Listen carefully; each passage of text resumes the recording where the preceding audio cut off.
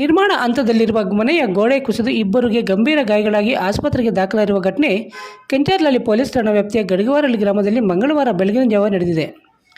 ಗಡಿಗವಾರಹಳ್ಳಿ ಗ್ರಾಮದ ಕೃಷ್ಣಮೂರ್ತಿ 60 ವರ್ಷ ಹಾಗೂ ಇವರ ಪತ್ನಿ ಆದಿಲಕ್ಷ್ಮಮ್ಮ 55 ವರ್ಷದವರು ಗೋಡೆ ಕುಸಿದು ಬಿದ್ದು ಗಾಯಗೊಂಡವರಾಗಿದ್ದು, ಗಡಿಗವಾರಹಳ್ಳಿ ಗ್ರಾಮದ ಸಮೀಪವಿರುವ ದೇಶವಾರಪಲ್ಲಿ ರಸ್ತೆಯಲ್ಲಿ ಮನೆ ನಿರ್ಮಾಣ ಮಾಡುತ್ತಿದ್ದಾರೆ. ರಾತ್ರಿ ಗ್ರಾಮದಲ್ಲಿ ಮಳೆಯಾದ ಪರಿಣಾಮ ಬೆಳಗ್ಗೆ ಗಂಡ ಹೆಂಡತಿ ಇಬ್ಬರು ನಿರ್ಮಾಣ ಹಂತದಲ್ಲಿರುವ ಮನೆಯನ್ನು ನೋಡಲು ಹೋದಾಗ ಗೋಡೆ ಕುಸಿದು ಬಿದ್ದು ಕಾರಣ ಗಂಡ ಹೆಂಡತಿ ಇಬ್ಬರು ಗಂಭೀರವಾಗಿ ಗಾಯಗೊಂಡಿದ್ದಾರೆ. ಕೂಡಲೇ ಅವರನ್ನು ಚಿಂತಾಮಣಿ ನಗರದ ಸರ್ಕಾರಿ ಆಸ್ಪತ್ರೆಗೆ ಚಿಕಿತ್ಸೆಗಾಗಿ ದಾಖಲಿಸಿ ನಂತರ ಹೆಚ್ಚಿನ ಚಿಕಿತ್ಸೆಗಾಗಿ ಬೆಂಗಳೂರು ಆಸ್ಪತ್ರೆಗೆ ರವಾನಿಸಲಾಗಿದೆ ಎಂದು ತಿಳಿದುಬಂದಿದೆ. ಇನ್ನು ಘಟನಾ ವಿಷಯ ತಿಳಿದ ತಕ್ಷಣ ಸ್ಥಳಕ್ಕೆ ಕಂದಾಯ ಇಲಾಖೆಯ ರೆವಿನ್ಯೂ ಇನ್ಸ್ಪೆಕ್ಟರ್ ಮುನ್ರಾಜು, ಗ್ರಾಮ ಆಡಳಿತಾಧಿಕಾರಿ ಸಂಜಯ್, ಪೊಲೀಸ್ ಇಲಾಖೆ ಸಿಬ್ಬಂದಿ ಭೇಟಿ ನೀಡಿ ಪರಿಶೀಲನೆ ನಡೆಸಿ ಮುಂದಿನ ಕ್ರಮ ಕೈಗೊಂಡಿದ್ದಾರೆ.